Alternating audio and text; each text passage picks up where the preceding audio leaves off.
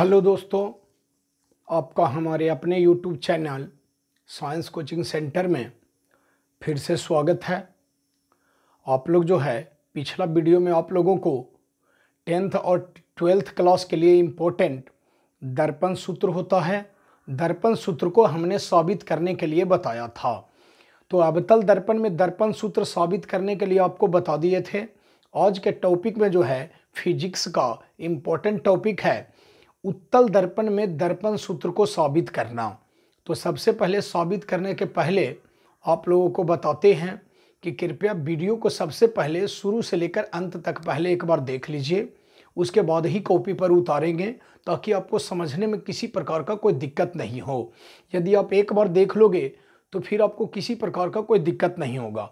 यदि आप चैनल पर न्यू आए हैं तो आप चैनल को सब्सक्राइब कर लें ताकि जो भी वीडियो इस चैनल के द्वारा बनाया जाएगा तो उसका जो नोटिफिकेशन है वो आपके पास आसानी से पहुंच जाएगा। और आप लाइक भी कीजिए, सब्सक्राइब कीजिए और कमेंट भी कीजिए। तो बढ़ते हैं अगले टॉपिक की ओर, जिसका नाम है उत्तल दर्पण में दर्पण सूत्र साबित करना। तो सबसे पहले बच्चों ये आपको याद रखना है कि दर्पण सूत्र कहते हैं किसे। तो दर्पण सूत्र जो है याद रखना है कि 1/v plus 1/u is equal to 1/f। इसे दर्पण सूत्र कहा जाता है। अब 1/v जोड़ 1/u बराबर 1/f हो गया तो उसको हम आगे पीछे भी करके बोल सकते हैं, यानी कि 1/u जोड़ 1/v बराबर 1/f। ये आपका क्या कहलाता है? तो दर्पण सूत्र कहलाता है। याद रखोगे कि v मीन्स होता है प्रतिबिंब दूरी, u मीन्स होता है वस्तु दूरी और f मीन्स होता है फोकस दूरी। तो यानी कि जो दर्पण सूत्र है वो प्रतिबिंब दूरी, वस्तु दूरी और फोकस दूरी के बीच रिलेशन, इट मीन्स संबंध को बताता है। तो बढ़ते हैं आगे की ओर। देखिए दर्पण सूत्र साबित करना है, मिरर फॉर्मूला अंग्रेजी होता है इसका। तो सबसे पहले फर्स्ट ऑफ ऑल यदि आप दर्पण सूत्र साबित करने के लिए पढ़ोगे तो पहले फिगर इंपॉर्टेंट है, क्योंकि जब तक के चित्र आप याद नहीं रखोगे तो कैसे साबित होगा। तो ये चित्र आप लोग को याद रखना है। देखिए यहाँ पर डैश जो है एक उत्तल दर्पण है। उत्तल दर्पण आपको पता होगा कि किसे कहते हैं। तो उत्तल दर्पण उस दर्पण को कहते हैं जिसका भीतरी सतह इंटरनल सरफेस जो है पेंट किया हुआ रहे और रिफ्लेक्शन ऑफ लाइट यानी प्रकाश का परावर्तन जो है इसके बाहरी सतह से हो, मतलब आउटर सरफेस से हो। तो देखिए ये उत्तल दर्पण है, बाहरी सतह यह है तो प्रकाश का परावर्तन बाहरी सतह से हो रहा है। इसमें वस्तु का नाम देखिए डैश हो गया उत्तल दर्पण, इसमें P ध्रुव हो गया, F हो गया मुख्य फोकस तथा C हो गया वक्रता केंद्र। ये वस्तु का नाम है जो कि OA है। इसको जब भी रखा जाता है वस्तु को, बल्कि कोई दर्पण रहे तो ध्रुव से हमेशा बाईं ओर रखा जाता है। तो इधर जो ध्रुव है, ध्रुव के इधर वाला एरिया हो गया अनंत। तो अनंत और ध्रुव के बीच वस्तु OA को रखा जाता है। तो इसका जो प्रतिबिंब है यानी IB वो लेंस के दाईं ओर मुख्य फोकस और ध्रुव के बीच बनता है। हम ये भी कह सकते हैं बच्चों कि ध्रुव और मुख्य फोकस के बीच रखा जाता है, तो हम कह सकते हैं कि फोकसांतर के बीच रखा जाता है, क्योंकि P और F के बीच की दूरी को कहते हैं फोकस दूरी या फोकसांतर, जिसे इंग्लिश में कहते हैं फोकल लेंथ, है ना। फोकल लेंथ के बीच में बना कैसा प्रतिबिंब बना? तो देखिए ये काल्पनिक प्रतिबिंब बनता है, बिकॉज देखिए ये टूटी हुई लाइन से, है ना, मिलने से बना है। तो ये काल्पनिक प्रतिबिंब है और काल्पनिक प्रतिबिंब सीधा होता है। तो देखिए मुख्य अक्ष के ऊपर वस्तु रखा हुआ है, इसका प्रतिबिंब भी ऊपर ही बना है, इसलिए ये काल्पनिक प्रतिबिंब है और काल्पनिक प्रतिबिंब हमेशा सीधा होता है। तो देखिए काल्पनिक प्रतिबिंब सीधा होता है और उत्तल दर्पण जो है किसी भी वस्तु का छोटा प्रतिबिंब बनाता है। तो देखिए वस्तु इतना बड़ा है, इसका प्रतिबिंब ये छोटा बना, यही नीचे देखिए लिखा हुआ है। माना कि डैश एक उत्तल दर्पण है, डैश एक उत्तल दर्पण है जिसमें P ध्रुव, देखिए यहाँ पर P ध्रुव हो गया, F मुख्य फोकस तथा C वक्रता केंद्र है। इसमें जब कोई वस्तु का नाम है OA अनंत और ध्रुव के बीच रखी जाती है या स्थित होती है तो उसका प्रतिबिंब जो है IB मुख्य फोकस तथा ध्रुव के बीच बनता है। यह जो प्रतिबिंब है काल्पनिक सीधा तथा वस्तु से छोटा बनता है। अब इतना के बाद क्या करना है कि रचना लिखना है, कंस्ट्रक्शन कि किधर से किधर हम मिलाए हैं। तो देखिए रचना में लिखा हुआ है क्यू लंब डी खींचा, देखिए क्यू लंब डी खींचा, उलट के टी लिखा हुआ है, इसका मतलब होता है लंब। तो क्यू लंब डी खींचा, तो देखिए लंब खींच दिए। अब देखिए लंब खींचने से क्या फायदा है ये आपको तुरंत पता चल जाएगा, वीडियो में बने रहें। देखिए एक ट्रायंगल खोजना है, देखिए एक ट्रायंगल है, ट्रायंगल OAC, यानी OAC एक त्रिभुज बड़ा वाला हो गया और एक त्रिभुज छोटा वाला खोजना है, यानी IBC। तो देखिए OAC या समरूप त्रिभुज IBC, मतलब OAC या समरूप त्रिभुज IBC, ये दोनों जो ट्रायंगल है, बोथ ट्रायंगल्स और सिमिलर, ये दोनों त्रिभुज जो है समरूप हैं। तो आपको पता होगा कि जब दो त्रिभुज समरूप होते हैं तो उनकी संगत भुजाएं जो है अनुपातिक होती हैं। तो देखिए पहला त्रिभुज है OAC, तो इसमें सबसे पहले खड़ा भुजा को लिखना है। तो OAC में खड़ा भुजा हो गया OA, अब IBC में खड़ा भुजा हो गया IB, तो यानी हो गया OA बटे IB बराबर पड़ा भुजा फिर लिखना था। OAC में देखिए पड़ा भुजा कौन है, बड़ा वाला ये वाला OC, तो यहाँ लिखे हैं OC। IBC में भी पड़ा वाला भुजा कौन है, IC, यानी हो गया OC बटा IC। अब आपको पता है साइन कन्वेंशन में भी आप लोग पढ़े होंगे कि सभी दूरियां दर्पण के ध्रुव से मापी जाती है। तो ये जो OC लिखा हुआ है, पहले चित्र को देखिए, यहाँ O है और यहाँ C है। तो OC निकालने के लिए क्या करेंगे, PO में PC को जोड़ देंगे, तब ना ये OC निकलेगा, यानी हो जाएगा PO प्लस PC। तो देखिए OC के बदले हो गया PO प्लस PC, और नीचे देखिए लिखा हुआ है IC।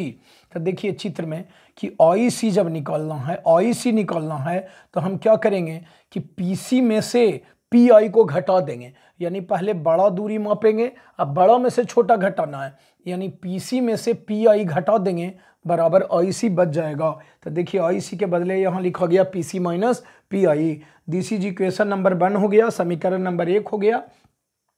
अब देखिए दूसरा त्रिभुज कौन है, त्रिभुज QDF, यानी लंब देने से देखिए ये भी 90 डिग्री का कोण बन जाता है। इसलिए एक त्रिभुज बनाने के लिए 90 समकोण बनाने के लिए यहाँ पर ये लंब दिया हुआ है। तो देखिए एक त्रिभुज हो गया QDF, और जो सेकंड त्रिभुज है, सेकंड ट्राइंगल है, वो हो गया IBF। तो देखिए त्रिभुज QDF असमरूप त्रिभुज हो गया IBF। तो देखिए फिर वही कंडीशन है कि जब दो त्रिभुज समरूप होते हैं तो उनकी संगत भुजाएं जो है अनुपातिक होती हैं। तो देखिए त्रिभुज है QDF, देखिए QDF, तो सबसे पहले खड़ा भुजा लिखेंगे, तो खड़ा भुजा हो गया QD, तो QD लिखा गया।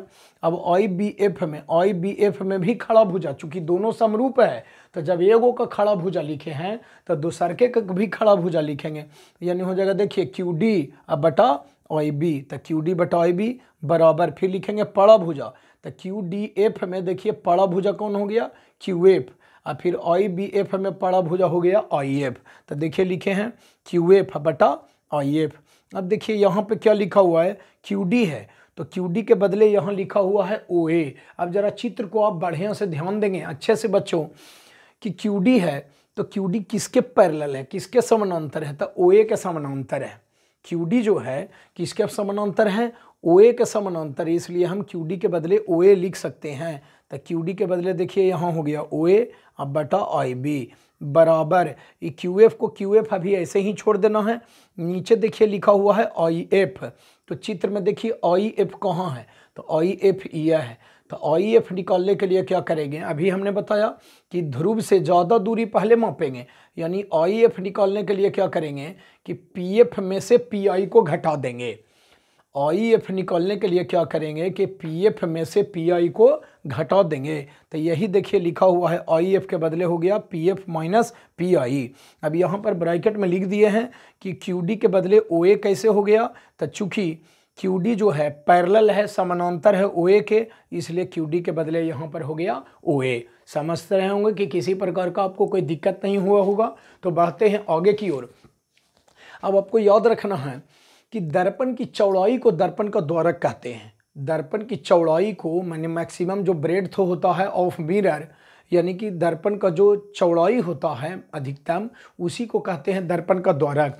तो चित्र बनाने में हमने ऐसा चित्र बना दिया, लेकिन सपोज कर लिया ये चित्र को, लेकिन रियल में ऐसा इमेज माने ऐसा मिरर नहीं होता है। उसका जो रियल में जो मिरर होता है, उसका जो द्वारक होता है यानी अपर्चर ऑफ ए मिरर होता है, वो बहुत छोटा होता है। तो यही लिखना है कि चूंकि दर्पण का द्वारक छोटा है अतः क्यू पी के अति निकट है।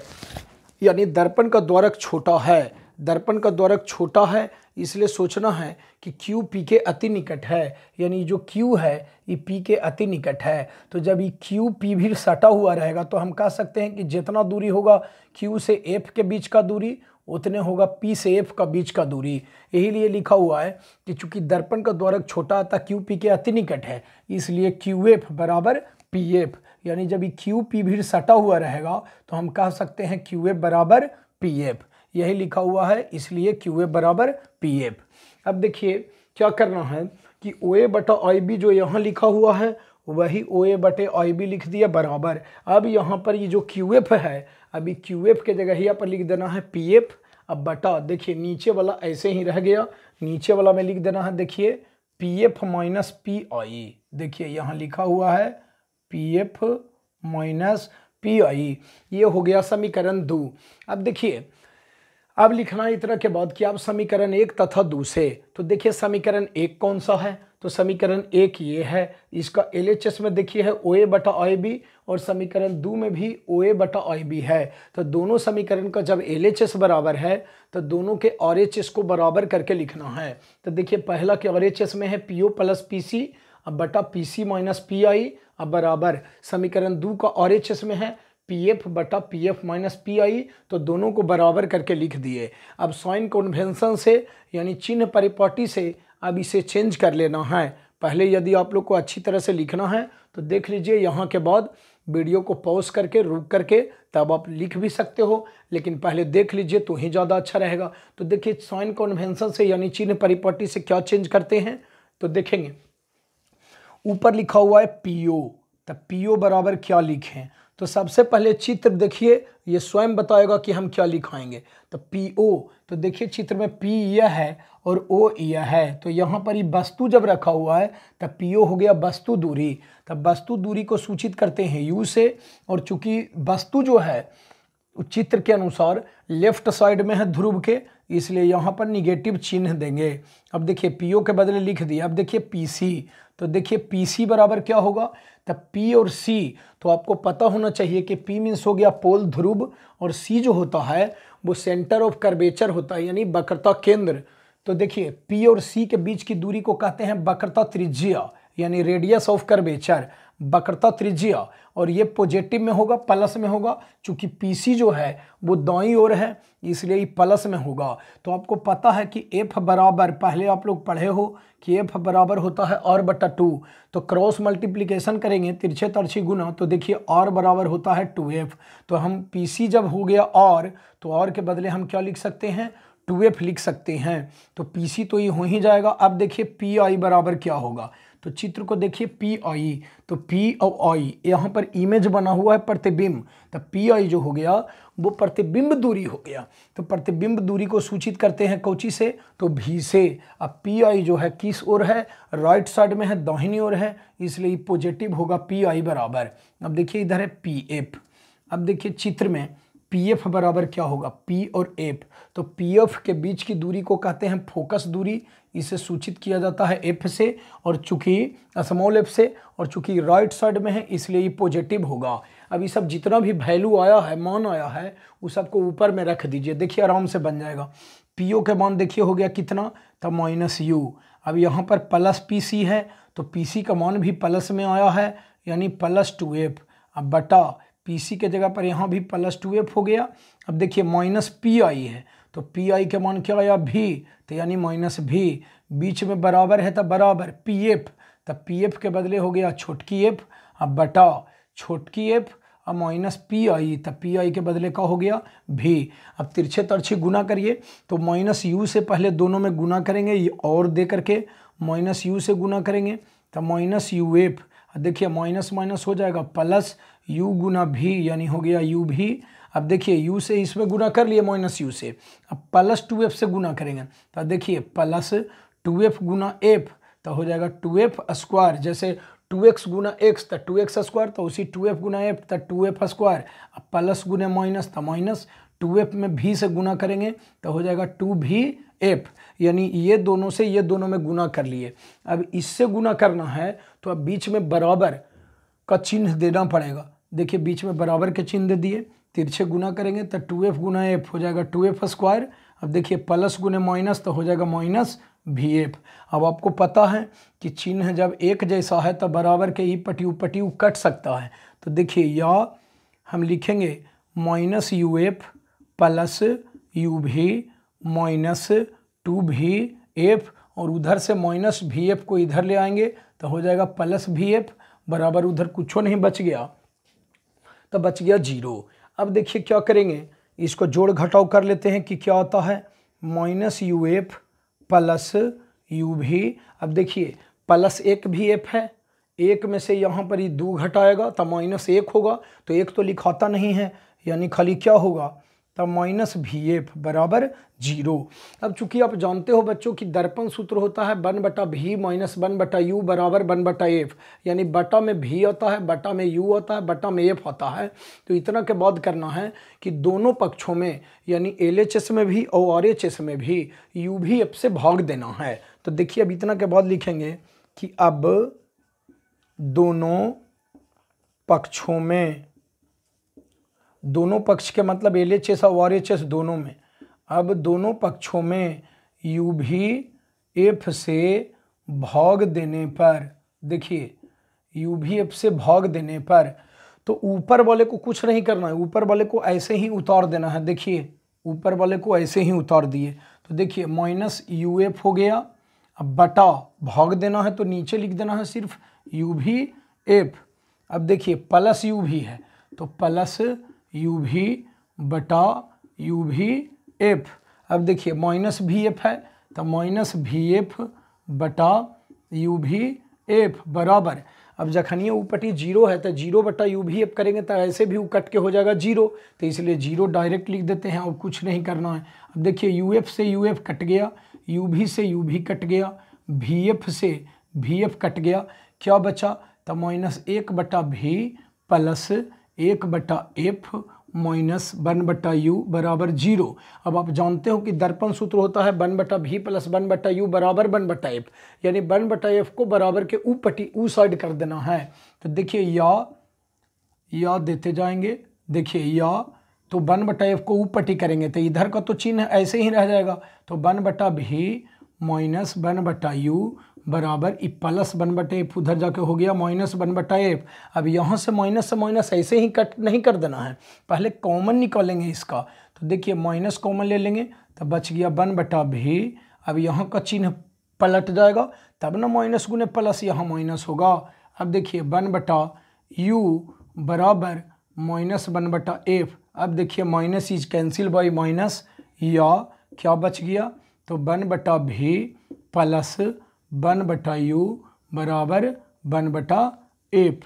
यही हो गया प्रूव्ड, यही था आपका मिरर फॉर्मूला यानी दर्पण सूत्र, किसमें तो उत्तल दर्पण में।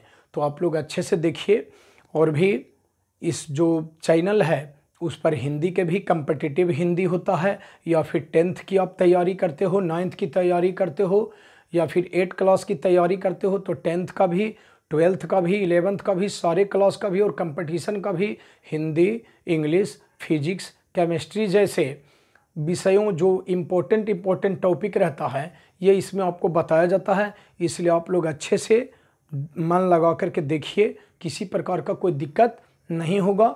आप लोग का भविष्य उज्जवल हो। और वीडियो को अच्छी तरह से पूरा देखने के लिए आप लोगों का बहुत बहुत धन्यवाद।